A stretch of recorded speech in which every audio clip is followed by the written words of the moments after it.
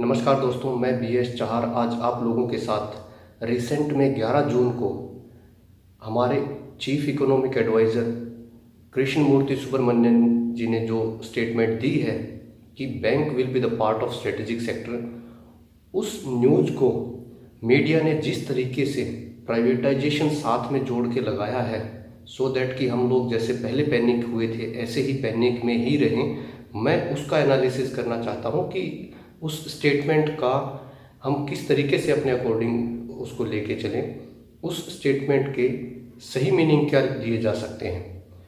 देखिए, हमारे लिए ये अपने आप में बहुत बड़ी न्यूज़ है।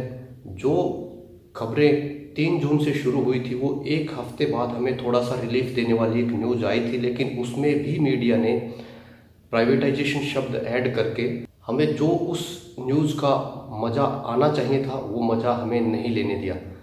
कैसे मज़ा आना चाहिए था?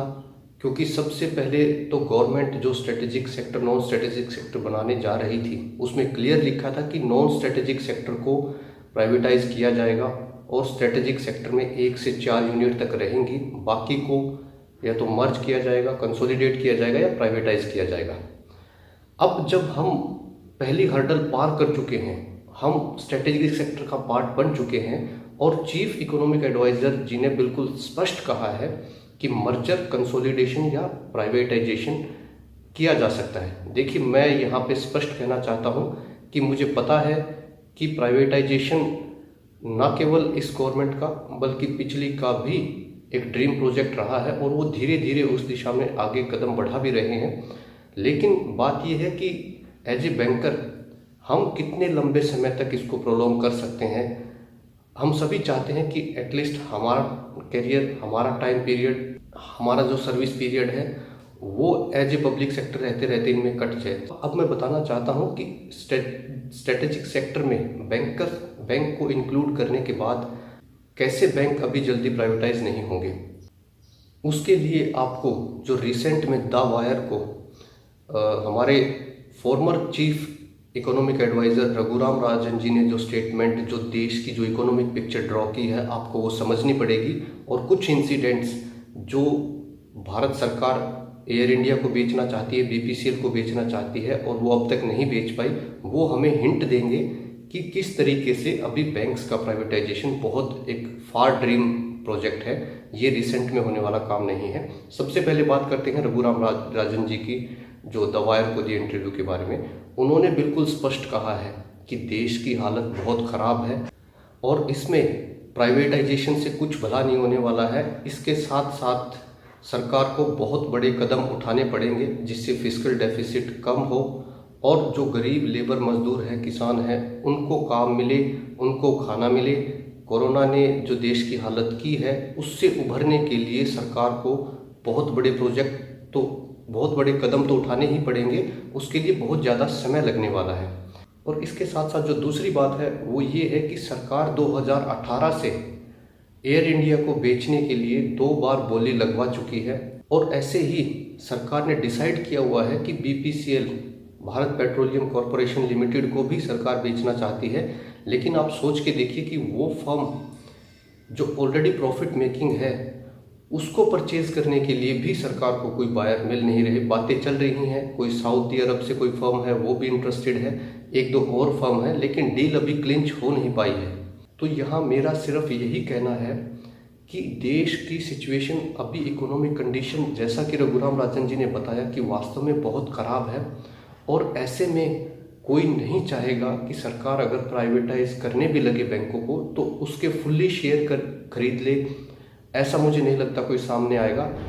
हमें ये चीज़ समझनी पड़ेगी कि कोई भी बिजनेसमैन इस कंडीशन पे शेयर नहीं परचेज करना चाहेगा बैंकिंग के कि सरकार के पास 40 to 50% शेयर रहें या उससे थोड़े से कम हो सकते हैं और बचे हुए शेयर वो खरीदे, क्योंकि वो जानता है कि सरकार के पास इतने शेयर होने के बावजूद भी सरकार अपनी जो स्कीम्स हैं नॉन प्रॉफिटेबल और सोशल सिक्योरिटी से रिलेटेड जो स्कीम्स हैं वो बैंक के थ्रू ही लागू करेगी और उनको सर्व करने के लिए बहुत बड़ी मैन फोर्स लगेगी जिनको अच्छा पे करना पड़ेगा, लेकिन उनको वहाँ से आउटपुट कुछ नहीं मिलने वाला है।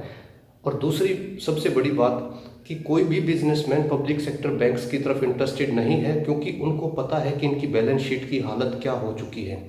ये जो एनपीए बड़े हैं और जैसा रूटीन एक ओवर द टाइम पीरियड कर्ज माफ़ी को लेकर या अदर तरीके से एक डेवलप हुआ है, बहुत जल्दी बैंकिंग सही ट्रैक पे नहीं आने वाले हैं, उनको बहुत बड़ा टाइम लगाना पड़ेगा।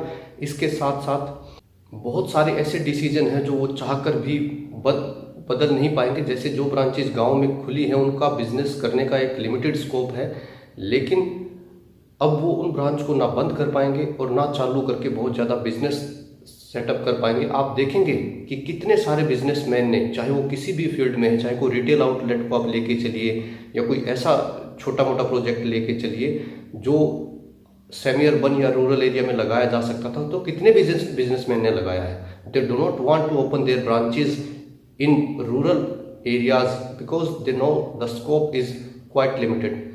सो ऐसी ये बहुत सी बातें हैं। और इसके साथ साथ हमें ये भी समझना पड़ेगा कि जो मैंने पहले यस बैंक और आईडीबीआई का जो आपको एक एग्जांपल दिया था कि वहाँ क्यों भेजा एसबीआई और एलआईसी को, तो ये ऐसा नहीं है कि वहाँ उनको खरीदने के लिए कोई प्राइवेट बैंक, कोई बिजनेसमैन तैयार थे और सरकार ने फिर भी उसके बावजूद इनको भेजा था। ऐसा कुछ नहीं है, कोई आगे नहीं आ रहा था, कोई खरीदने के लिए तैयार नहीं था। तब जाके सरकार ने इन पब्लिक यूनिट्स को बोला था कि आप उनके शेयर परचेज कीजिए सो दैट कि जनता में कॉन्फिडेंस आए।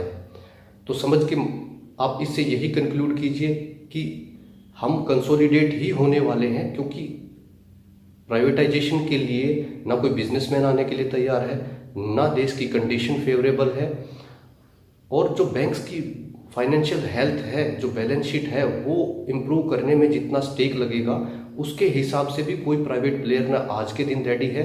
और मुझे जैसा लगता है, मैं आपको ऑनेस्टली बता रहा हूँ, ये किसी को खुश करने के लिए नहीं है। जिस दिन मुझे लगेगा कि प्राइवेटाइजेशन के दिन नज़दीक आ चुके हैं, मैं उस पर भी सबसे पहले वीडियो बनाऊंगा, ये मैं आपको बता देना चाहता हूँ।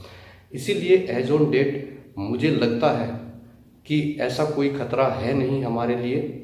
आप लोग निश्चिंत रहें। और ये एक बहुत बड़ी न्यूज़ है कि एक और मर्जर की वेव इनिशिएट हो सकती है। सो बीइंग ए बैंकर, जो चाहते थे कि प्राइवेट के बजाय मर्जर हो, तो वो खुश हो सकते हैं। जो एक लाइन एड मीडिया ने की है फॉर द प्राइवेटाइजेशन, उसकी चिंता मत कीजिए, अभी चीज़ें ऐसे ही चलने वाली हैं। और अगर कुछ करते भी हैं तो उसको लेके क्या किया जा सकता है मैं ऑलरेडी बता चुका हूँ। और यूथ अगर वैसा करेगी तो निश्चित तौर पे सरकार के चाहने के बाद, इकोनॉमी की फेवरेबल कंडीशन होने के बाद भी हम कुछ समय तक प्राइवेटाइजेशन को टाल सकते हैं। ये थे मेरे जो व्यूज़ थे चीफ इकोनॉमिक एडवाइज़र की स्टेटमेंट को लेके, जो मैं आप लोगों से साझा करना चाहता था। इसी के साथ ये वीडियो देखने के लिए बहुत बहुत धन्यवाद। जय हिंद, वंदे मातरम साथियों।